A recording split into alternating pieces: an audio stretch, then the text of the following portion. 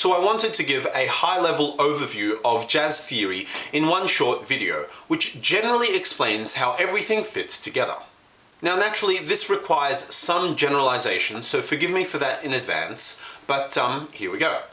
Now there are 12 notes in an octave, and the distance between two notes is called an interval. Now don't forget this, because all music theory can be broken back down into notes and intervals. Now axiom number one, there are two types of intervals. Dissonant intervals, which sound harsh and jarring, like the semitone or the tritone, and consonant intervals, which sound nice and pleasant, like the perfect fifth and a major third.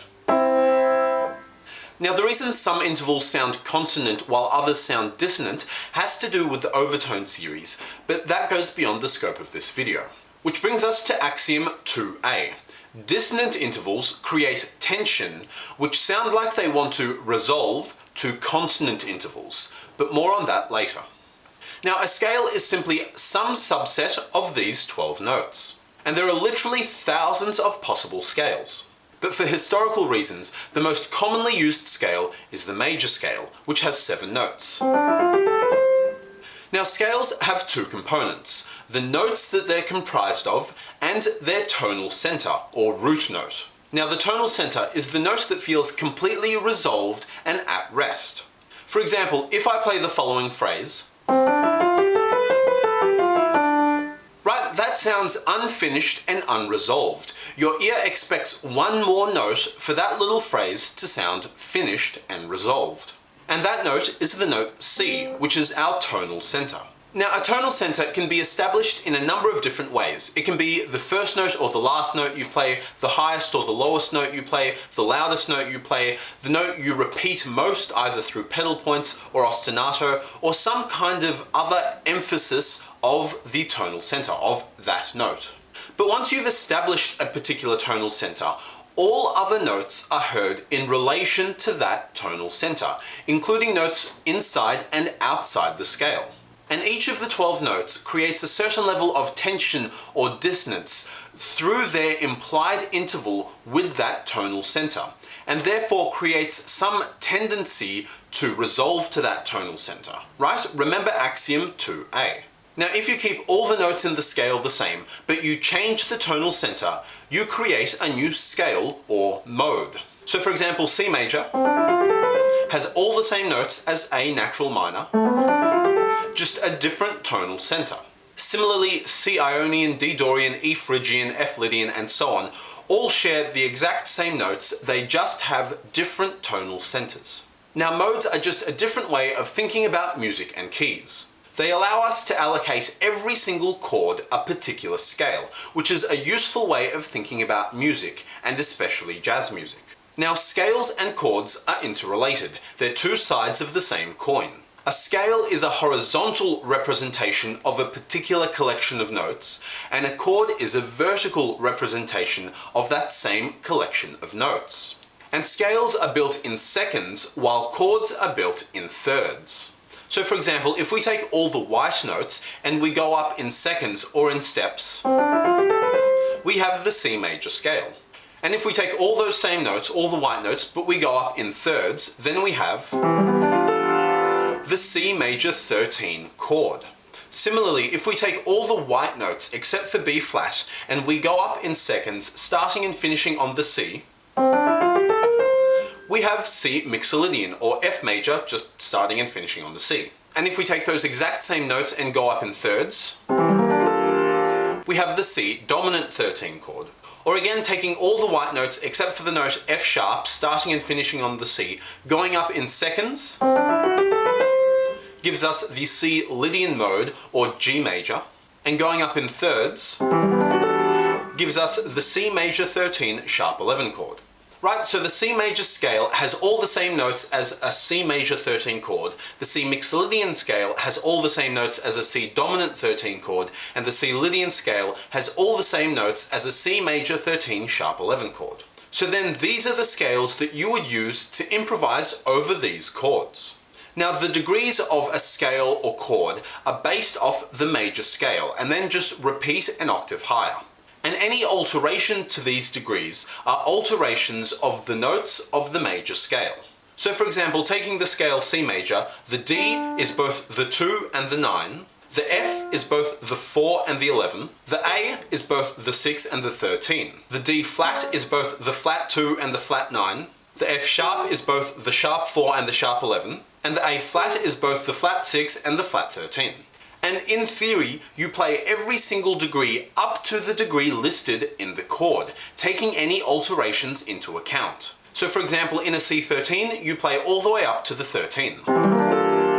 In a C9, you play all the way up to the 9. In a C7, you play all the way up to the 7. In a C13 flat 9 sharp 11, you play all the way up to the 13, but with a flat 9 instead of a natural 9, and a sharp 11 instead of the natural 11. Now in practice, we treat chords a little bit differently, but I'll get into that in a bit. So just like you can keep all the notes in a scale the same, but change the tonal center to create a new mode, you can also keep all the notes in a chord the same, but change the root note to create a new chord. So taking all the white notes again, we can have the chord C major 13. From the D, we can have D minor 13. Or from the E, we can have E minor 11 flat 9 flat 13. Or F7 sharp 11. Or G13. Right, all of those chords use all of the notes in the C major scale, that is all the white notes, just from a different root note. And because all these chords use only the notes from the key of C major, that is all the white notes, all of these chords are in the key of C major, and so you can use the C major scale to improvise over them. But even though a chord can be extended all the way out to the 13th, in jazz the basic chord is a 7th chord, that is just the first 4 notes. Now there are 4 basic 7th chords: a major 7 chord, a dominant 7 chord, a minor 7 chord, and a minor major 7 chord. Now there are also diminished 7 and augmented 7 chords, but these work a little bit differently. And each 7th chord has a particular feel or sound. For example, the major 7 chord sounds happy or calm. The dominant 7 chord sounds tense. The minor 7 chord sounds sad. And the minor major 7 chord, which is a little bit less common, is a kind of confused sadness. Now each of the degrees in a chord can be categorized and analyzed. The first 4 notes, that is the 1, 3, 5 and 7, are called chord tones because they make up the notes of the basic 7th chord. Now the 3 and the 7 are a subset of the chord tones, which are called guide tones. And the other 3 notes, that is the 9, 11 and 13, are called tensions. Now the 1, or the root note, establishes the tonality of the chord, for example C major 7 or D major 7 or E major 7 and so on. So you can't alter the root note of a chord without changing the type of chord that it is. And by alter I mean you can't flatten or sharpen the note. The 3 and the 7, that is the guide tones, establish the quality of the chord, that is whether it's a major 7, a minor 7 or a dominant 7. So again, you can't alter the 3 or the 7 of a chord without changing the type of chord that it is. The 5 establishes whether the chord is diminished or augmented, and you can generally alter the 5 without affecting the chord too much. And the 9, 11 and 13, that is the tensions, just add color to the chord, so you can alter these without affecting the type of chord that you're playing.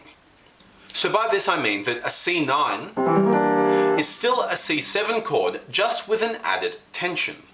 A C13 flat 9 sharp 11 chord is still a C7 chord, just with some altered tensions. A C7 flat 5 or a C7 sharp 5 is still generally a C7 chord. But a C minor 7 chord or a C major 7 chord is not a C dominant chord because we've changed the 3rd or the 7th. And similarly, a C sharp 7 chord is not a C7 chord because we've changed the 1, the root note. So you can alter the 5, 9, 11 and 13 of a C7 chord, and this chord will still be a C7. But if you alter the 1, the 3, or the 7, this chord will no longer be a C7 chord. It'll be some other chord. Now the 3 and the 7 are the most harmonically important notes in the chord because they establish the quality of the chord. The 1 and the 5 are less important, and the 9, 11, and 13, that is the tensions, are even less important.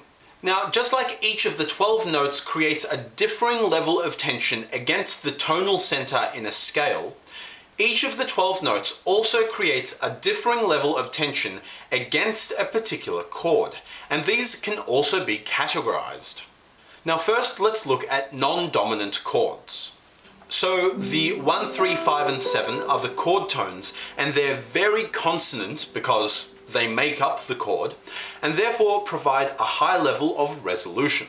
The chord tones plus one semitone are called avoid notes, and they're very dissonant and create a high level of tension. The chord tones plus two semitones are called available tensions, and they give a slightly consonant sound and a low level of resolution. And all the other notes provide some dissonance and a low level of tension. Now, dominant chords are a little bit different. The non-guiding chord tones, that is the 1 and the 5, are very consonant and create a high level of resolution. The guide tones, that is the 3 and the 7, are also very consonant and create a high level of resolution. The guide tones plus one semitone are avoid notes and are very dissonant and create a high level of tension. And all the other notes are available tensions, and they create some dissonance and a low level of tension. Now, when we build chords, we can only use chord tones, obviously, because they make up the actual 7th chord, and available tensions. Now, this is because available tensions are thought to retain the general feel of the chord. So, for example, a C major 9, which is an available tension, still feels like a C major 7 chord. It still feels calm and happy, whereas avoid notes do not retain the same feel. So a C major flat 9 no longer feels like a C major 7. It no longer feels happy and calm. It feels kind of angry and confused. So then a C major 13 chord, for example, exists in theory but not in practice because the natural 11, that is the F, is one semitone above a chord tone, the E, which is the 3rd, and therefore an avoid note, and therefore cannot be used. And so then that chord, while it exists in theory, does not exist in practice. Whereas a C major 13 sharp 11 has an F sharp, which is two semitones above the E, above the chord tone, and therefore an available tension, and therefore it can be used. So then a C major 13 sharp 11 exists both in theory and in practice. Now, C major 13 chords do actually exist in practice, but I'll explain why in a moment. And so then when you're improvising, if you play or target a chord tone, especially the guide tones, it'll sound very pleasant and consonant and resolved. Whereas if you play an avoid note, it'll sound very dissonant and create a lot of tension, which will then sound like it wants to resolve, usually to a chord tone. And if you play an available tension, it'll sound somewhat consonant and resolved, but not as much as a chord tone. But again, more on this later. So because not all notes in a chord are of equal importance, it's possible to omit certain notes to create shell chords and substitute chords. So it's possible to retain the same feel of a chord without playing all the notes in that chord. The most important notes in a chord are the guide tones, that is the 3 and the 7, again because they establish the quality of the chord. So just playing these two notes by themselves creates the general feel of the chord. So for example, just playing E and B sounds like a C major 7 chord. And just playing E and B flat sounds like a C dominant 7 chord. Now this is called a shell chord because it's only the shell of the whole chord. Now this of course depends on context and on the surrounding chords in the chord progression, but more on that in a moment. So for this reason, when you come across a C major 13 chord or a C dominant 13 chord, the natural 11, which is an avoid note, is generally omitted. So then a C major 13 chord does exist in practice, it just implicitly omits the 11. Now for this same reason, chords can be substituted. If the substitute chord contains the 3 and the 7 of the substituted chord, the two chords will have a similar feel, and so can act as viable substitutes as each other. For example, E minor 7 and A minor 7 can both substitute for the chord C major 7. D flat 7 and B diminished 7 can both substitute for G dominant 7. And E flat major 7 can substitute for the chord C minor 7. But substituting chords and omitting notes are really the same thing. To use the cliche again, they're two sides of the same coin. So we can omit any note other than the 3 and the 7 without affecting the feel of the chord. So this means that we can omit the root. So then if we take a C major 9 chord, which is an extended C major 7 chord, and we drop the root note, we get an E minor 7 chord, which is a substitute chord for that C major 7. So an E minor 7 is a rootless C major 9. And so we find that a sad chord, the E minor 7, also sounds like a happy chord, the C major 7, which is interesting. And for this reason, chords are very ambiguous. They depend on the note that's being played in the bass and on the chord that's played before and after that particular chord. For example, let's take the notes E, G, A, and C. Now these four notes can be a C6 chord, an A minor 7 chord, or a rootless F major 9 chord. And the only way to tell the difference is by looking at the chord progression and at the bass note. Now the most common chord progression that establishes the tonic chord is a 5-1 perfect cadence. So if we have a G7 going to that collection of notes, with a C in the bass, then we have a C6. If we have an E7 going to that collection of notes, with an A in the bass, then we have an A minor 7. Or if we have a C7 going to that collection of notes, with an F in the bass, then we have an F major 9. Now the feel of a chord also determines its function.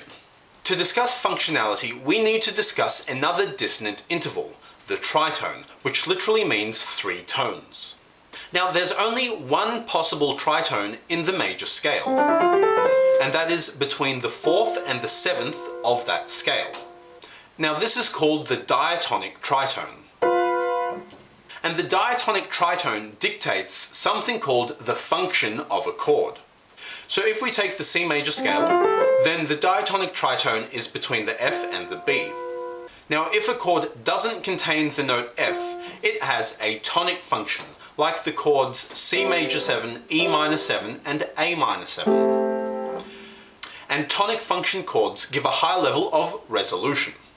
If a chord contains both the F and the B, so both notes in the diatonic tritone, like the chords G7 and B half diminished, then that chord has a dominant function and a high level of tension. And if the chord only has the note F in it, like for example D minor 7 or F major 7, then it's a predominant function chord and gives a low level of tension. Now remember axiom 2a. Dissonant intervals want to resolve to consonant intervals. So the diatonic tritone, which is a dissonant interval in the dominant chord, feels like it wants to resolve to the major third interval in the tonic chord, in the 1 chord. Now this creates a 5-1 perfect cadence and establishes the 1 chord as the tonic chord. And this is the very basis of tonality and of functionality. And so in the same way that you establish a tonal center in a scale, you can also establish a tonic chord using this 5-1 relationship. So for example, take the following chord progression. Right, that sounds unfinished and unresolved because we're expecting to hear that C major 7 chord. Without it, this progression sounds unfinished, so the C major 7 chord is the tonic chord. So in the same way that the tonal center of a scale feels resolved, the tonic chord in a chord progression also feels resolved. Now we can take axiom 2a and go a little bit further to create axiom 2b. There was always going to be a 2b. And this states that slightly dissonant intervals and chords want to move to very dissonant intervals and chords, which want to resolve to consonant intervals and chords. So this means that a general chord progression would typically go from a predominant chord to a dominant chord, then to a tonic chord. And this brings us to the basis of most traditional tonal music in existence. So a typical tonal chord progression could be a 2-5-1, which is one of the most common chord progressions found in jazz. So the predominant chord feels like it wants to move to the dominant chord, which in turn feels it wants to move to the tonic chord. And again, this is where context is important.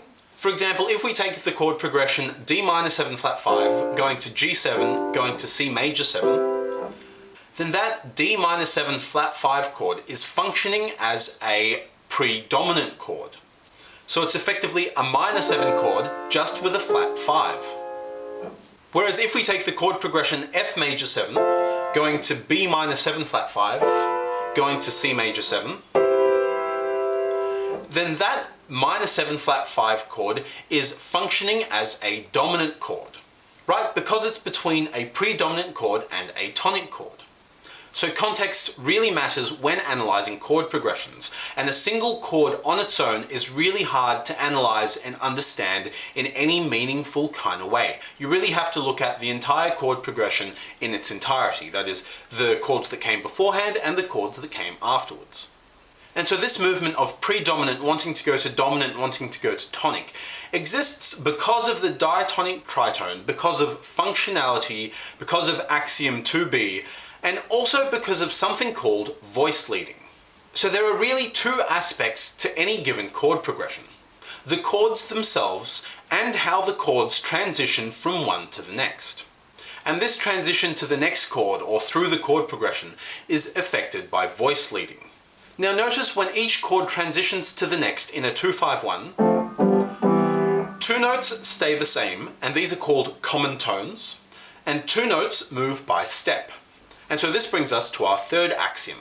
When moving between chords, the more common tones you have, and the smaller the movement between non-common tones, the smoother the chord movement will be. And so this 2-5-1 chord progression can be extended further to go around the circle of fifths in a particular diatonic key, and this is known as a circle progression, which is also very common in jazz. So starting on the F rather than the F sharp, again just to stay in the key of C major, then moving to the B, to the E, to the A, to the D, to G, to C. So playing all the chords in the key of C major going down in fifths creates a really smooth chord progression. And as I mentioned before, moving down in fifths is the basis and the essence of traditional tonal music. Now remember that a chord extended out all the way to the 13th has all the same notes as its own diatonic scale, so you know exactly which scale to use when improvising over that chord. So again, a C major 13 with that natural 11 has all the same notes as the C major scale, even though that particular chord doesn't exist in that form in practice. That is, the 11 is usually omitted, as I said before. Well, seventh chords are a little bit more ambiguous because they're missing a few notes. Two of the scales I gave earlier were the C major scale and the C Lydian scale, or the G major scale. Now both of these scales have the notes C, E, G and B in them, so the chord C major 7 can be created from both scales. So if you just play the 7th chord, both those scales fit over the C major 7 chord. So both can be used to improvise over the C major 7 chord. And in fact, the C Lydian scale will fit better, that is, be more consonant, because it avoids that F note and instead has an F sharp. So that means when improvising, you can use any scale over a particular chord as long as that scale has all the notes found in that particular chord. Now, it's actually a little bit more complex than this, but that's the general idea. And that gives you heaps of options to choose from. So again, taking a 2-5-1 in the key of C major, so having a D minor 7 to G7 to C major 7, we could use the D Dorian, then G Mixolydian, then C Ionian mode, or D Aeolian, then G whole tone, then C Lydian mode, or D blues scale, G Lydian dominant, and then C Lydian augmented, Right, and this is the benefit of thinking in terms of modes. You can allocate each individual chord a number of different scales, all of which you can use when improvising. So that's the theory bit, but now in practice, playing chords built up in thirds, that is playing block chords, is considered a bit simplistic.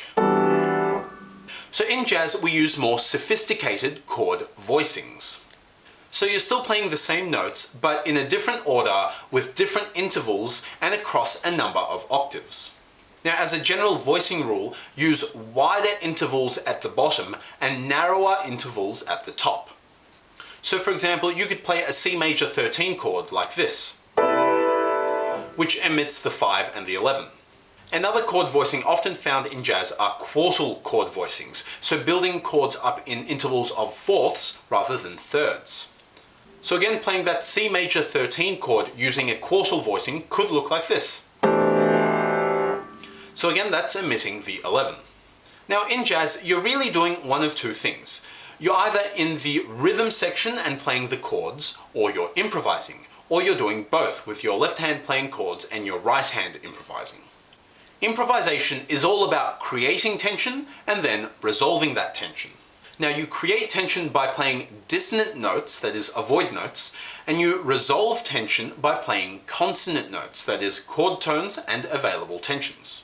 Now there's a million different ways to do this, but that's essentially the underlying idea.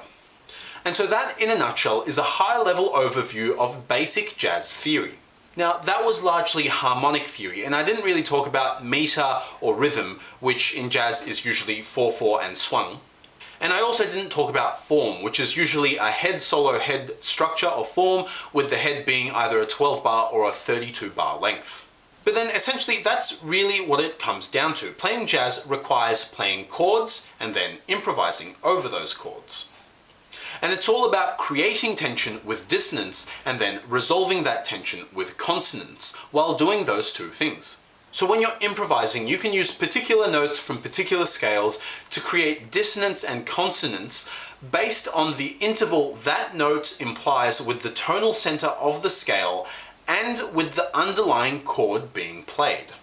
So for example, if I was playing the C Lydian scale over a C major 7 chord and I played the note F sharp, that creates a certain level of tension based on this note, the F sharp's relationship with the tonal center of C and the chord C major 7 that I'm playing. And if you're playing the chords, you create dissonance and consonance through the chords themselves by using various extensions and alterations and available tensions, and through the chord progression based on the function of each chord that you're playing and how smoothly you transition from each chord to the next. So that is based on functionality and based on voice leading. So again, if you have a C7 chord, you can add a sharp 9, which adds tension to that chord. And instead of moving to the tonic chord, the F major 7, you can continue playing dominant 7 chords and not really resolve that tension that that dominant chord's creating to a consonant and resolved tonic chord. Now, everything I've explained here relates to your more traditional tonal jazz like swing or bebop or hard bop or cool jazz. Your more modern jazz like modal jazz and free jazz and post-bop and more contemporary jazz is all about breaking these rules by doing things like creating chords with avoid notes or creating non-functional chord progressions, using non-diatonic scales like symmetrical scales or synthetic scales like the whole tone scale or the diminished scale or the augmented scale, and creating songs without chord progressions or without chords. But of course, you have to know the rules in order to break them. Cool, and that is my high-level overview of jazz theory. Now, I intentionally rushed through that pretty quickly because, like I said, I wanted to give a high-level overview of how it all fit together, how it all sits together. And I, of course, have separate videos on each one of those topics that I covered in this video. But that's it for me. As always, feel free to leave any questions or comments, and thanks for watching. See ya!